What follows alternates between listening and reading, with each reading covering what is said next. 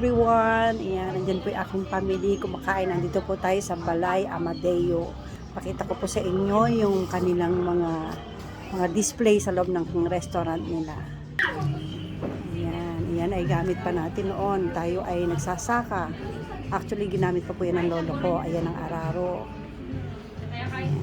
Ayan yung kanilang plancha. Ayan, nakaabot din ako niyan sa aming mga kapitbahay kasi wala kami. So, nakikihiram lang kami. Yan, yan ang plancha ng araw na nilalagyan ng ulit.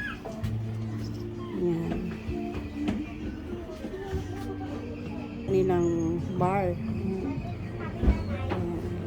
So, karamihan dito talaga antique na yung ano niya, style niya. Dito lang to sa may Amadeo, guys. Yan, pakita ko pa yung mga iba pa.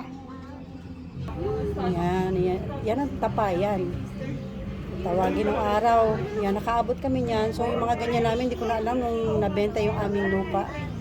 At yan, yan naman yung barrel. Hindi ko po alam kung ano sa Tagalog yan, pero dyan iniimbak yung mga alak, suka, basta yung mga binuburo. Ayan, sa Lokot, Bilao.